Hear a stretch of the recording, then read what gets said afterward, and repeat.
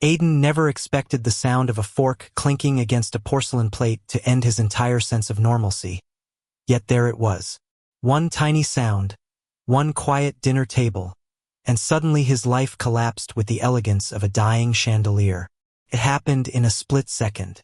His mom looked at him with a bright, terrifying smile and said the sentence that would turn his world to ash. "Aiden, sweetheart, we think you should let Ethan date your cousin Nathan. He needs a stable partner and, well, everyone knows Ethan is too good for you." He almost laughed. Almost. Because if he didn't laugh, he would scream.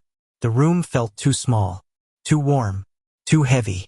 Ethan sat beside him, shoulders tense, jaw clenched so tight Aiden could hear the grinding of teeth.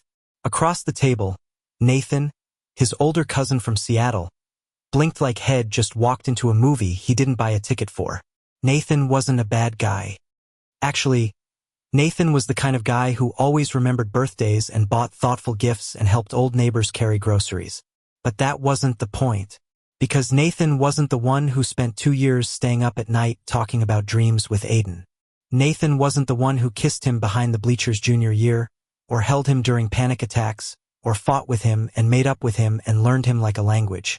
Nathan wasn't Ethan. And Aiden certainly wasn't a trading card. The silence stretched until Ethan broke it, his voice low, dangerous, trembling. "Mrs. Liu," he said slowly, choosing every word like it was a weapon, "I don't belong to anyone but Aiden. And if you think him too good for him, then you clearly don't know him at all." That was the moment the shock began. A ripple, a crack, a shifting of gravity. But it would get worse, much worse. Because Aiden, terrified and wounded and unsure whether to run or stay, whispered the one sentence that set the entire night on fire. Maybe they're right. The look on Ethan's face was something Aiden would remember for the rest of his life. A mixture of betrayal, heartbreak, and something far uglier. Recognition. The realization that Aiden might actually believe the awful things people said about him. The rest of the dinner was a blur. Raised voices. A chair scraping the floor. Ethan's hand reaching for him and Aiden's pulling away. Nathan standing awkwardly like he wanted to disappear. And then Ethan walked out. Not stormed out. Not slammed the door. He walked. Quietly. Carefully. Like he was terrified that if he moved too fast, he'd shatter. Aiden didn't chase him. He should have. God, he should have. But his parents' words hit him like wet cement. Too good for you. Better match for Nathan. Ethan deserves someone successful. Someone who isn't so fragile. Fragile. That one hurt more than the rest. Because it was true, wasn't it? Aiden was soft. Sensitive. Easily bruised emotionally. A writer who couldn't finish a manuscript. A college dropout trying to piece together a future while everyone around him expected him to fail. Meanwhile, Ethan was disciplined, brilliant, stable. Studying engineering at UCLA. The pride of 2 families. And he had chosen Aiden of all people. God knew why. Maybe Aiden's parents were right. Maybe Ethan deserved someone who wouldn't weigh him down. That was the night the guilt began. A week passed without Ethan. No texts. No late-night calls. No familiar sound of his motorcycle rolling into Aiden's driveway. Aiden tried to focus on work, but his hands shook too much to type more than a few sentences. His notebook pages stayed blank. His heart stayed worse. Nathan checked in on him once, calling awkwardly. "Hey, I didn't ask for any of that. I swear." "I know," Aiden said. "It's not your fault." But the truth was, Aiden felt like he was being replaced before his relationship even had the decency to die properly. 2 weeks passed. Then 3. Ethan still showed up at family gatherings, but he avoided Aiden like avoiding a knife wound. Aiden couldn't blame him. He avoided mirrors for the same reason. One late afternoon, as the California summer sun dipped low and warm, Nathan knocked on his door. "You need to talk to him," Nate said gently. Aiden scoffed. "He doesn't want to talk to me." "That's because you hurt him and he thinks you don't care." "I do care. A lot." "Then prove it." Aiden stared at his cousin, wondering why it was always the people with no stake in the war who had the most clarity. That night, Aiden sat outside on the small curb in front of his house, knees drawn up, arms wrapped tight around himself. The sky was purple, the kind of purple that made you feel like the world was ending and beginning at the same time. He needed Ethan. Not to fix him. Not to save him. Just to remind him he was worth saving. But before Aiden found the courage to reach out, fate beat him to it. A black motorcycle turned onto the street, engine humming gently like it recognized him. Ethan pulled off his helmet, dark hair messy from the ride, eyes scanning the street until they met Aiden's. Aiden's breath caught. Ethan looked exhausted. Not physically. Soul exhausted. Like head spent weeks carrying emotions so heavy they bent his posture. "We need to talk," Ethan said. Aiden nodded, throat burning. Ethan didn't sit beside him. Instead, he paced, back and forth, hands shaking, like he'd rehearsed this 100 times and still hated every version. "I tried giving you space," Ethan said. "I tried respecting your parents. I even tried convincing myself that maybe you were right. Maybe I'm too good for you." Aiden flinched. "But then I realized something." Ethan stopped pacing, looked him dead in the eyes. "You're not fragile, Aiden. You're just hurt. And there's a difference." Aiden swallowed hard. "I know you think you slow me down. I know you think you're a burden. But you're wrong. You're the only thing in my life that makes me want to slow down. To breathe. To be human. And I hate that you don't see that." Aiden's eyes burned, tears welling up so fast he couldn't blink them back. But the next part shattered him in a way he didn't expect. Ethan stepped closer, voice shaking. "And if you think I'm leaving you for Nathan or anyone else, you're out of your damn mind. I don't want a perfect partner. I want you." His voice broke on the last word. Aiden covered his mouth as a sob escaped him. Ethan knelt down in front of him, hands hovering like he wanted to touch him but was afraid. Then Ethan said the most shocking, brutal truth of all. The one nobody saw coming. "Your parents don't get to decide who I'm with. And they sure as hell don't get to decide your worth." Aiden froze. Ethan continued, voice low but fierce. "The only person who gets to decide that is you. And I need you to stop letting people tell you you're small. You're not small to me. You never were." Aiden felt like the ground was tilting, like he'd been underwater for weeks and finally surfaced for air. But before he could respond, before he could even breathe, Ethan delivered the final blow. "If you still want me, then fight for me. For us. And if you don't, just tell me now so I can learn how to live with it." Aiden stared at him, chest tight, mind racing, heart breaking open in the best and worst way. He had to choose. Himself. Ethan. A future neither of them knew how to build yet. And he knew his choice. He opened his mouth. But before he could speak, the front door swung open. His mother stood there, arms crossed, expression tight. "Aiden, come inside. We need to talk." Of course it wasn't going to be easy. The world never let love breathe without a fight. Aiden stood frozen on the curb, the weight of his mother's voice tightening around his chest like invisible hands. Ethan was still kneeling in front of him, still waiting, still breaking, and still entirely his in a way that made Aiden's throat close. "Inside. Now." His mother's tone snapped like a twig under pressure.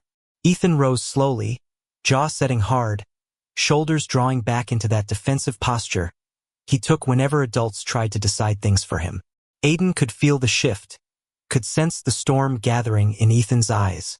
But Aiden also knew something else. If he didn't go inside now, his mother would escalate. And she was never gentle when she escalated. "I'll be right back," he whispered to Ethan, the words shaking. Ethan nodded once, stiffly. "I'll wait." Aiden stepped past him, toward the door. But Ethan's hand brushed his wrist for the briefest second, a silent plea. A promise, a fragment of the love that still pulsed between them. Aiden squeezed his fingers once, then let go. Inside, the living room was too bright, the overhead light harsh enough to make everything look overexposed. His father stood by the couch, arms crossed. His mother stood at the dining table, tapping a finger against the wood rhythmically.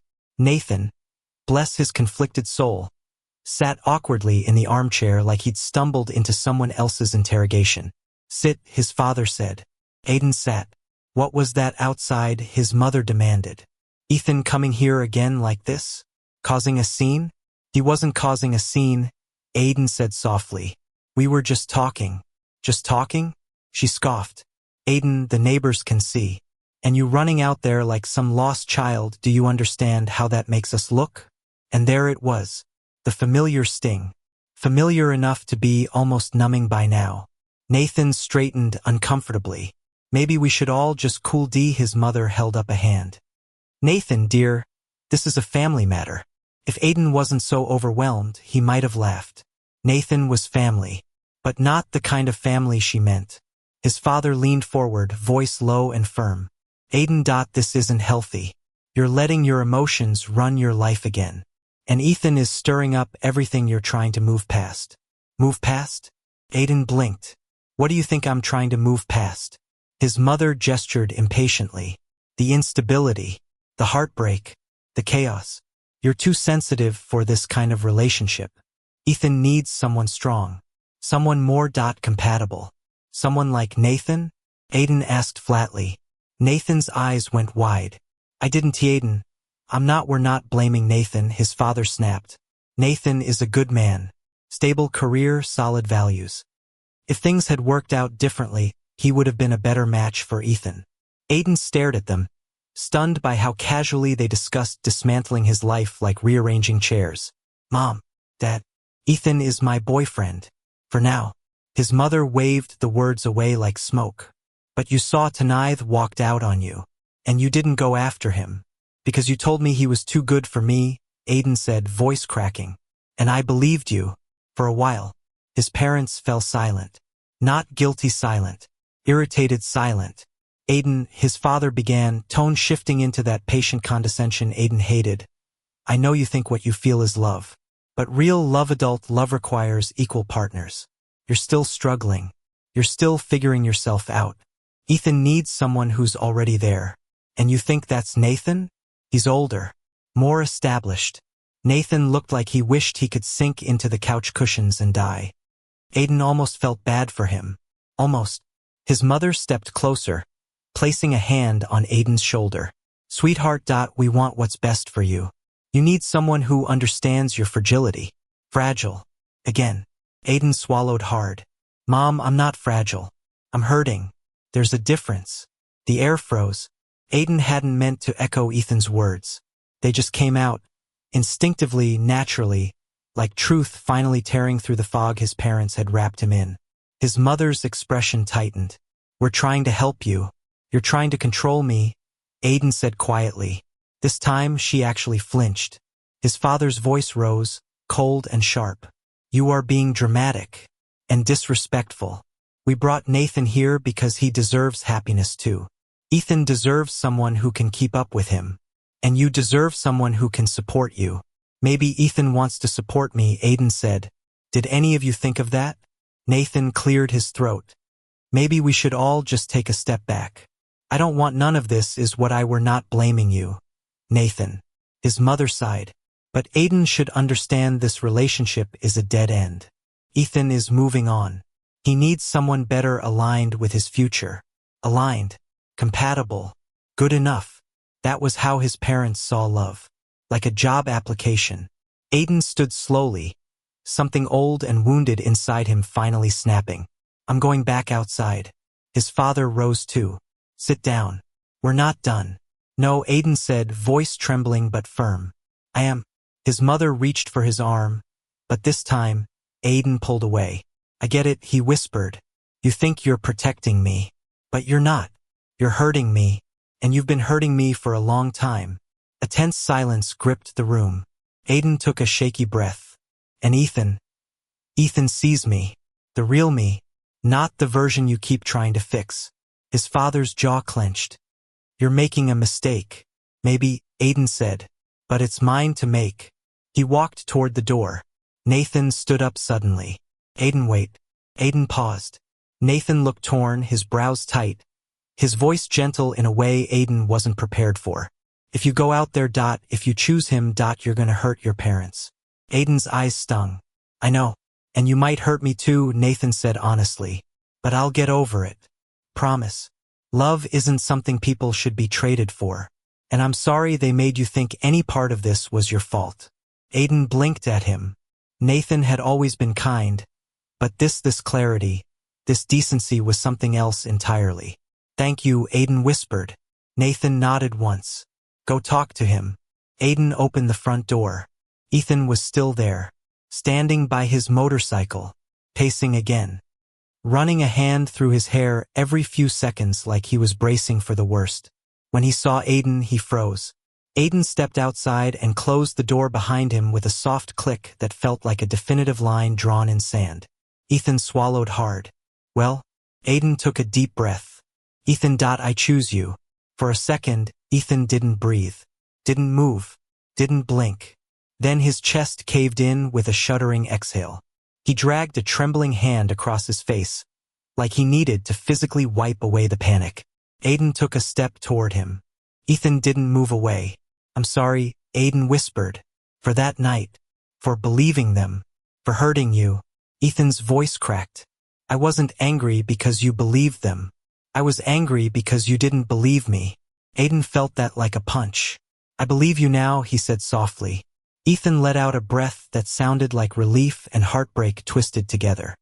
He stepped closer until they were barely inches apart. Tell me you want this, Ethan said, voice low, rough.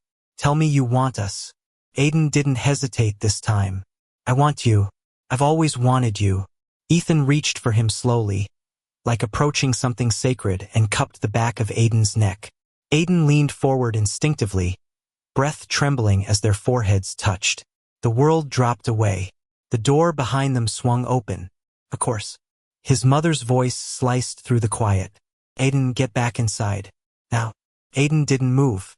Ethan didn't move. Their foreheads stayed together. Their hands stayed where they were. And something changed. Aiden lifted his head, turning toward his mother. For the first time, he didn't shrink. He didn't look away. Mom, he said softly, I love him. His mother stiffened like he'd slapped her. Aiden continued, voice gentle but unshakable. I'm staying with him. And I'm not discussing it anymore. His mother's eyes widened, but before she could speak, his father appeared behind her. Aiden, this is not how we raised you. You raised me to be quiet, Aiden said. I'm done being quiet. Ethan's hand tightened on his. His mother opened her mouth again, but Nathan suddenly stepped between them, voice steady. Let him go. A stunned beat of silence filled the doorway.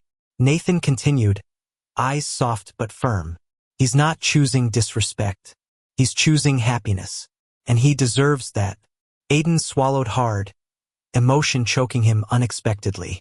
His mother's face twisted, disbelief and hurt flickering sharply.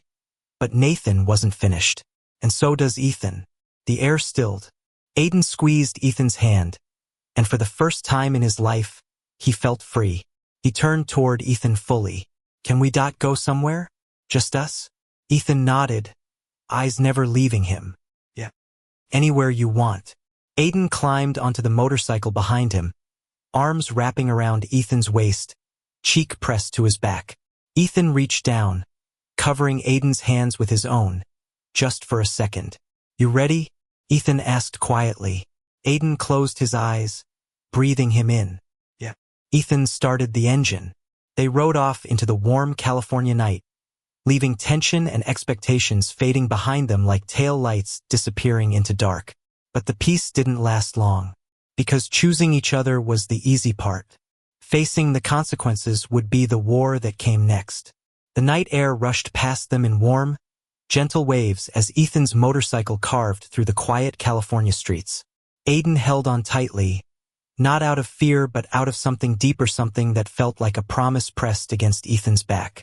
When they stopped, it wasn't at a diner or a park or some dramatic cliff overlooking the city. It was the old high school football field, the place where everything began. Ethan cut the engine. The sudden silence rang loud. Aiden slid off cautiously, his legs still shaky from adrenaline and everything he'd just said to his parents. Ethan removed his helmet, shaking out his hair, and Aiden stared at him like he was seeing him for the first time all over again, older, hurt, stronger, softer. You okay? Ethan asked quietly. Aiden nodded. I think so. I don't know. Everything feels loud. Ethan took a step closer. Do Do you want quiet? I want you. Ethan's expression folded relief, pain, disbelief. All tangled. Come on, he murmured. They walked to the bleachers, the same place where Ethan had kissed him 2 years ago for the first time after a football game. Sweat still glistening on his forehead, adrenaline making his eyes wild and alive. It felt like stepping into a memory and rewriting it. Aiden sat beside him, their shoulders brushing softly. Ethan took a shaky breath before speaking. I was scared, about my parents, about you. Aiden blinked. Me? Ethan nodded, eyes fixed on the empty field. You'd shut down. You'd pull away when things got hard.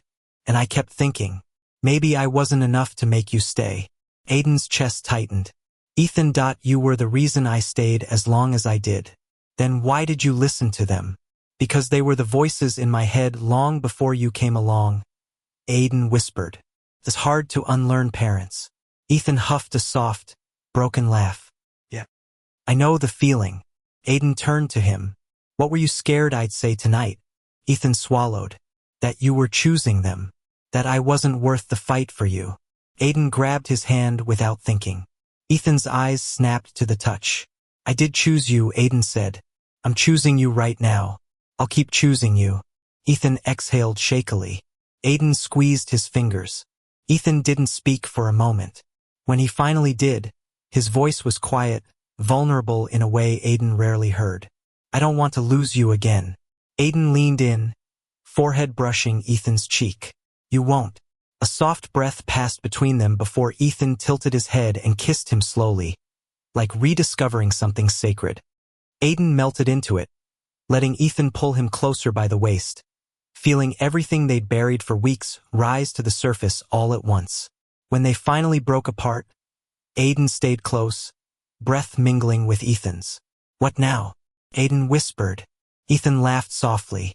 Now we figure it out. One day at a time. Together. Aiden nodded, but he could still feel the weight of home pressing on him like a bruise. My parents aren't going to let this go easily. Ethan brushed a thumb across Aiden's cheek. Then we don't face them alone. Aiden curled into Ethan's shoulder, letting the night wrap around them like a blanket. For the first time in weeks, he felt steady. The next morning wasn't gentle. Aiden expected shouting, or crying, or a full intervention staged in the living room. Instead, his parents sat stiffly at the dining table, as though they'd been waiting all night for him to return. Nathan was gone. The silence was thick. His mother's first words were a disappointment wrapped in calm. We didn't raise you to disrespect us. Aiden inhaled deeply. He'd practiced this conversation in his head all night. Mom, Dad, I love you, but I'm not apologizing for loving Ethan. His father's jaw flexed. This is a mistake. Maybe so, Aiden said softly, but it's mine, and it's not hurting you. It's just not what you want. His mother's voice trembled. You're throwing away your future for a boy who disrupts your life. Aiden looked her directly in the eyes.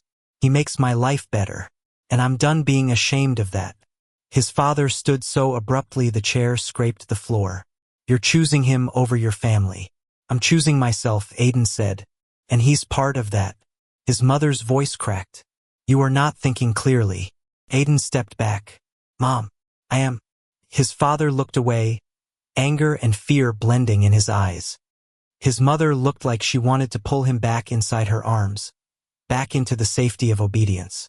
Aiden didn't let her. I'm moving out for a while. The words stunned the room. His mother whispered, voice almost breaking. Where will you go? Aiden took a shaky breath. Ethan offered his place. But I'll find my own soon. I just need space. Space to grow without being told I can't. His father shook his head. This is ridiculous. You're running away like a child. Aiden finally let the truth out. I'm leaving because I'm tired of being treated like one. Silence. Long, heavy. Final. His mother placed a hand against her mouth, eyes glossy. Aiden grabbed his backpack, a small one, already packed with essentials, and stepped toward the door. I love you both, he said quietly. But I need to love myself too. He walked out. The door shut softly behind him. Not slammed. Soft. Like a beginning, not an ending. Ethan was waiting outside in his car, hands gripping the steering wheel tightly, like he wasn't sure Aiden would come out at all. When Aiden opened the door and slid in, Ethan didn't breathe until Aiden leaned over and rested his head on his shoulder. "It's done," Aiden whispered. Ethan closed his eyes. "Are you okay?" "I don't know," Aiden admitted, "but I'm free." Ethan kissed the top of his head. "Then we'll figure it out together." Living with Ethan wasn't easy. It wasn't perfect. It wasn't some magical gay fairy tale where everything suddenly fell into place. Ethan worked long hours. Aiden battled internal storms. Bills piled up. Tension flared unexpectedly. Old insecurities clawed at Aiden at the worst times. But they tried. And really trying became its own kind of intimacy. Sometimes Aiden would wake up in the middle of the night, panicked that he'd ruined everything. Ethan would pull him close, whispering, "I'm here. I'm not leaving." Other times, Ethan's stress from school made him go silent. Aiden learned to sit beside him quietly, offering a hand instead of pressure. They grew not fast, not perfectly, but steadily. And months later, when Aiden finished writing his first full short story in years, Ethan cried before Aiden did. "I'm proud of you," Ethan said, voice breaking. Aiden had never felt so seen. Aiden's parents didn't call for weeks, then months, until one Sunday evening, as Aiden and Ethan were cooking dinner, Aiden's phone buzzed with a trembling notification. "Mom." His hands shook. Ethan turned off the stove. "Want me to stay with you?" Aiden nodded. He answered the call, heart pounding. "Aiden," his mother's voice cracked immediately. "Can we see you? Please?" Aiden's throat tightened. Yeah. "When? Could you both come for dinner? Tonight?" Aiden blinked. "Both?" "Yes. You and Ethan. Your father and I. We want to talk." Aiden looked at Ethan, who raised an eyebrow but squeezed his hand in support. "Okay," Aiden said softly. "We'll come." Dinner was quiet, uncomfortably quiet at first. Ethan sat beside Aiden, shoulders tense, ready to defend him at any second. But Aiden's parents weren't cold. They were softened. His mother spoke first. "We realized something," she began, eyes filled with emotion. "We were so focused on protecting the son we imagined that we forgot to see the son we actually have." Aiden swallowed hard. His father nodded slowly, voice lower. "And we were wrong to make you feel like you weren't enough." Aiden's eyes stung. His mother continued, "If Ethan is the person who supports you, who makes you stronger, then we want to know him. The real him, not the version we built in our heads." Ethan froze, caught off guard. "Sir, ma'am." Aiden's father lifted a hand. "We just want you to take care of our boy. And we're willing to try. If you both are." Aiden's tears slipped free before he could stop them. Ethan reached under the table and intertwined their fingers. "We're willing," Aiden whispered. Ethan nodded. "Yes, sir. I love your son. And I'm not going anywhere." His mother's eyes softened, voice trembling. "Then welcome to the family." Aiden broke. Right there. Quietly. Fully. And Ethan held him through the tears. Later that night, as Ethan drove them home under soft streetlights, Aiden leaned over and kissed his shoulder. "Thank you," Aiden whispered. "For what?" "For not giving up. On me. On us." Ethan smiled, placing a hand over Aiden's on the center console. "You're worth fighting for." Aiden lifted their joined hands and kissed Ethan's knuckles gently. "So are you." The night stretched out ahead of them, warm, quiet, limitless. And for the first time in a long time, Aiden wasn't scared of the future. He was ready for it, with Ethan beside him, where he belonged. Thank you for listening. If you find it interesting, please like and subscribe to follow the next stories.